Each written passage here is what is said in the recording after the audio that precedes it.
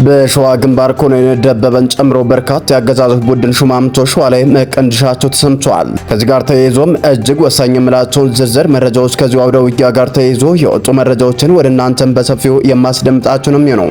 የሚኒልክ አርበኞች በራያ ግንባር መንደፍራ ተብሎ በሚጠራው አካባቢ ላይ ፍጹም ሊመከት የማይችል የቆረጣ ሽምቅ ጥቃት በመፈጸም የጠላትን ጦር አሽመድ ምደው አኩሪ ድልም ተቀዳጁም። ከአጥቂዎች ረቂቅነትና ከአጥቂዎች ፍጥነት ጋር ተዳምሮ የአገዛዙ ኃይል ጥቃት ሊመክቱት በማይችልበት በዚህ ተጋድሎ 33 የብልጽግና መከላከያ ሰራዊት አባላት ሲደመሰሱ 10 ክላሽንኮቭ መሳሪያና ሌሎች የህልውና ትግሉ እጅግ አስፈላጊ የሆኑ ወታደራዊ ትጥቆችና ቁሳቁሶችም ከጠላት ተማርከዋል። በጥቃቱ ከተገደሉ የጠላት ኃይሎች መካከል ጦሩን ሲመራ የነበረ ሻምበል መሪን ጨምሮ ሌሎች መስመራዊ ዋጊዎችም ይገኙበታል ተብሏል። መረጃውንም ይዘናል፣ ታደምጡታላችሁ። በሌላኛው መረጃችን በይፋትና ጥሙጋ አውራጃ ግንባር ላይ በተከናወነ ልዩ ኦፕሬሽን በአካባቢው የፋኖን እንቅስቃሴ በማጥናት ለጠላት መረጃ ሲያቀብል የነበረ ያገዛዙ መረጃ እና ደህንነት አባላ የማያዳግም እርምጃ መወሰዱ ተነግሯል። ይህንንም መረጃም ወደ እናንተም የምናደርሳችሁ ነው የሚሆነው። በአብይ አህመድ የተመራው ያገዛዙ ቡድን ጀነራሎች በዝግ ስብሰባ በበርካታ ኮሎኔሎች እንዲሁም የመስመር መኮንኖች በተሰበሰቡበት በዚህ ስብሰባ ላይ በርካታ ሰዎች ከጀነራሎችና ከኮሎኔሎች ወደ አብይ አህመድ ተሰንዝረዋል። ከነዚህ የተሰነዘሩ ሐሳቦች ሙሉ በሙሉ በሚባል ደረጃም አብይ አህመድ ውድቅ ማድረጉን ተከትሎ ስብሰባው ላይ ሁከት መፈጠሩና መበተኑም ተነግሯል። ምንድነው ጀነራሎቹ ያነሱት ሐሳብ የሚለውንና ዝርዝር መረጃውንም ወደ እናንተም የማደርስ ነው የሚሆነው። እስከ ፍጻሜው ድረስ አብራችሁን ቆዩ። እነኝና መሰል መረጃዎችን በዝርዝር ወደ እናንተም የምናደርሳችሁ ነው የሚሆነው። በቅድሚያ ግን ለቻናላችን አዲስ ከሆናችሁ ላይክ፣ ሼር እንዲሁም ሰብስክራይብ በማድረግ ቤተሰብ ይሁኑ እያልን ቀጥታ ወዳገኘናቸው መረጃዎች አመራን። በቅድሚያም የአብይ አህመድ ቀንደኛ ዋጊና የቀኝ እጅ እየተባለ የሚሞካሸው ኮሎኔል ደበበ መሃል ሸዋ ላይ መቀንደሹ በዛሬው ዕለት ተሰምቷል። ከጋሸና ወደ ላሊበላ ሬሽን ለማስተላለፍ የተንቀሳቀሰው የጁዳ ሰራዊት ላይ በደፈጣና ቆረጣ ጥቃት እርምጃ መወሰዱም ተነግሯል። አፋብን ወሎ ቤተ አማራ ሚኒልክ ዕዝ 3ኛ ሳምነው ኮር 19ኛ እሸት ክፍለ ጦርና 16ኛ ኮማንዶ ብርጌድ በጋራ በመቀናጀት ከጋሸና ላሊበላ ሬሽን ለማስተላለፍ በሚንቀሳቀሰው የብርሃኑ ጁላ ጦር ላይ አካላዊና ቁሳዊ ኪሳራም አድርሰው በታል።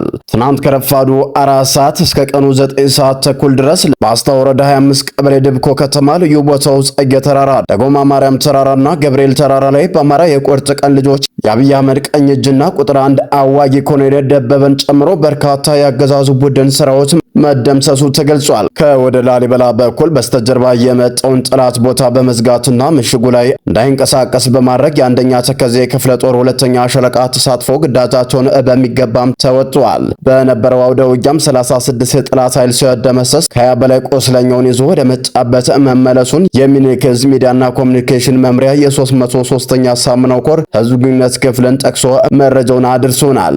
ከዚህ በተጨማሪም በአብይ አህመድ የተመራው ያገዛዙ ቡድን ጀነራሎች ስብሰባቸው መበተኑ ተገልጿል። በአብይ አህመድ በ4 ኪሎ በዝግና በሚስጥራዊ ስብሰባ የተጠመዱት አብይ አህመድና ብርሃኑ ጁላ በዛሬው ዕለት ከጀነራሎችና ኮሎኔሎች አዎንታዊ ምላሽ አለማግኘታቸውም ተነግሯል። በርካታ የጀነራሎች ጥያቄዎች ወደ ጎን በአብይ አህመድ ተትተዋል ማለት ነው። በርካታ ጀነራሎች በዛሬው ዕለት ከጠየቋቸው ጥያቄዎች መካከል የሎጂስቲክ እንዲሁም የሬሽንና የጀነራሎች ደሞዝ እንዲሁም የጦር ደሞዝ ማሳደግ በአብይ አህመድ ያልተወደደ ጥያቄያቸው ነው ተብሏል። ምን ከፍላችሁ ከበቂ በላይ ነው። እስካሁን በአማራ ክልል በርካታ ቦታዎች ተሸንፋችኋል። ለምታደርጉት አመርቂ ውጤት እያየን እንጨምራለን በማለት ፌዝ መለስ ጥያቄዎቻቸውን በጥያቄ የመመለስ ነገሮች ተስተውሏል ብሏል። በርካታ ጀነራሎችና ኮሎኔሎች ስብሰባውን ረግጠው መውጣታቸውን አብይ አህመድን ማናደዱን ተከትሎ በርካቶችን በድጋሚ ለሌላ ቀጠሮ ማስያዝ እንደማይቻል በመረዳት ጥለው ሲወጡ ዝም ማለቱም ተገልጿል። በርካቶች በአብይ አህመድ ጥርስ ተነክሶባቸዋል ነው የተባለው። ከዚህ መካከልም በጀነራል አይን ዓለም የሚመራው የጀነራሎችና የኮሎኔሎች ስብሰባ አብይ አህመድ ማስፈራሪያም እንደደረሰው ነው የተገለጸው። በሌላ መረጃ በይፋትና ጥሙጋ አውራጃ ፍራታና ግደም ግንባር ላይ በተከናወነ ልዩ ኦፕሬሽን በአካባቢው የፋኖን እንቅስቃሴ በማጥናት መረጃ ሲያቀብል እንዲሁም ንጹሃንን የፋኖ ደጋፊ ናቸው በሚል ጥቆማ በመስጠት ሲያስረሽንና ሲያሳስር የነበረን ያገዛዙ መረጃና ደህንነት አባል ላይ የማያዳግም እርምጃ ተወሰደም። የ77 ክፍለ ጦር አርበኞች በይፋትና ጥሙጋ ያገዛዙ የመረጃና የደህንነት አባል በመግደል ድል መቀዳጀታቸውም ተሰምቷል። በአማራ ፋኖ ብሔራዊ ንቅናቄ ሸዋ ጠቅላይ ግዛት አሳምነው 77 ክፍለ ጦር በኤፍራታና ጥሙጋ አውራጃ ኤፍራታና ግድም ክላስተር ላይ በልዩ ኦፕሬሽን በቅጽል ስሙ ሰይዶ በሚል የሚጠራው የአገዛዙ መረጃና ደህንነት አባል ላይ እርምጃ መውሰዳቸውም ታውቋል። የግለሰብ በአካባቢው የፋኖን እንቅስቃሴ በማጥናት ለጠላት መረጃ ሲያቀብል ንጹሃኖችን የፋኖ ደጋፊ ናቸው በሚል ጥቆማ በመስጠት ሲያስረሽን ሲያሳስር እንደነበረም የተጠቀሰ ሲሆን በ77 ክፍለ ጦር አብሪ ቡድን አባላት ከተማዋን ጥሰው በመግባት እርምጃ ወስደውበታል። ክፍለ ጦሩ እንደዚህ አይነቱን ባንዳ ላይ እንዲህ አይነት የማያዳግም እርምጃ ተጠናክረው እንደሚቀጥሉም ገልጸው ሌሎች ተላላኪ ከዚህ ትምህርት ወስዳችሁ ከድርጊታችሁ በመታቀም ከወገን ኃይል ጋር ተሰለፉ በሚል ማሳሰቡን የዙ ህዝብ ግንኙነት መምሪያም አስታውቋል። ይህ በእንዲህ እንዳለ በራያ ግንባር መንደፍራ ተብሎ በሚጠራው አካባቢ ላይ ፍጹም ሊመከት የማይችል የቆረጣ ሽምቅ ጥቃት በመፈጸም የጠላትን ጦር አሽመድምደው አኩሪ ድል ተቀዳጁም። ከጥቃቱ ረቂቅነትና ከአጥቂዎቹ ፍጥነት ጋር ተዳምረው የአገዛዙ ኃይል ጥቃት ሊመክቱት የሚችልበትን ፋታቶ በተፍረከረከበት በዚህ ተጋድለው 33 ወታደሮች ተደምስሰዋል። 10 ክላሽንኮቭ መሳሪያና ሌሎች ዘመናዊ ወታደሮች ተተኳሾች በአርበኞች ቁጥጥር ስር ውለዋል። በአማራ ፋኖ ብሔራዊ ንቅናቄ ሚኒሊክ ዕዝ 102ኛ ኮር 12ኛ ክፍለ ጦር ስር የ3ኛ ሬጅመንት አርበኞች በራያ ግንባር መንደፍራ ተብሎ በሚጠራው አካባቢ ላይ ከባድ የቆረጣ ጥቃት በመፈጸም ያገዛዙን ጦር አፍረክርከው አኩሪ ድልም ተቀዳጅተዋል። በ102ኛ ኮር 12ኛ ክፍለ ጦር ስር የ3ኛ ሬጅመንት ሰራዊት አባላት ትናንት ሐምሌ 11 ቀን 2018 ዓ.ም በራያ ግንባር ከቆቦ ከተማ በወሰን ኪሎ ሜትሮች ርቀት ላይ መንደፍራ ተብሎ በሚጠራው አካባቢ ላይ ፍጹም ሊመከት የማይችል የቆረጣ ሽምቅ ጥቃት መፈጸሙ ነው የተገለጸው። በዚህም ታላቅ ድል የተቀዳጁት የአገዛዝ ሰራዊት ከጮሬና ከቀዩ ጋሪያ መነሻቸውን በማድረግ በቀዩ ጋሪያና መንደፍራ መካከል ያለውን ወታደራዊ ግዥመረት ለመቆጣጠር በእንቅስቃሴ ላይ እንዳለ ነው በፋኖ ጦር ቀለበት ውስጥ ገብቶ ከባድ እርምጃም የተወሰደበት።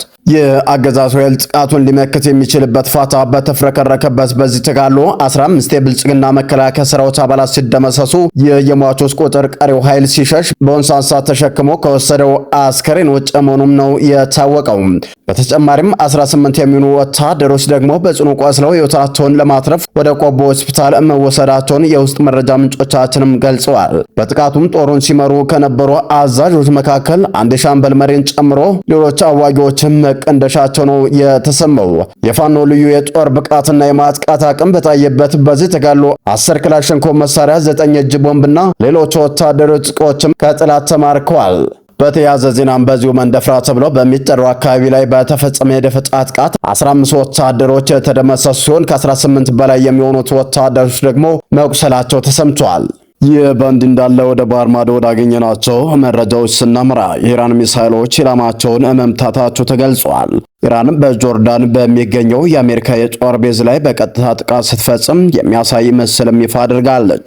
በዚህ ጥቃትም በርካታ ሰው አልባ አውሮፕላኖችና ቅንጡ የሆነውን ሃኮ ሄሊኮፕተርን 21 ሚሊዮን ዶላር ማውደሟንም በርካታ ወታደሮች መገደላቸውንም ገልጻለች። ለዚህ ኢላማውን ለጠበቀ ጥቃት አሜሪካ ራሽያንና ቻይናን እየወቀሰችም ትገኛለች ተብሏል። አሜሪካን በሆርሙዝ ዳርቻ በሚገኘው የኢራን ነዳጅ ማከማቻ ላይ በሬክታር ስኬል 5 የተለካ የመሬት መንቀጥቀጥ ማድረሱ ተገልጿል። በዚህም አሜሪካ የኢራን መሰረተ ልማትና ድልድዮችን እያጠቃችም ትገኛለች።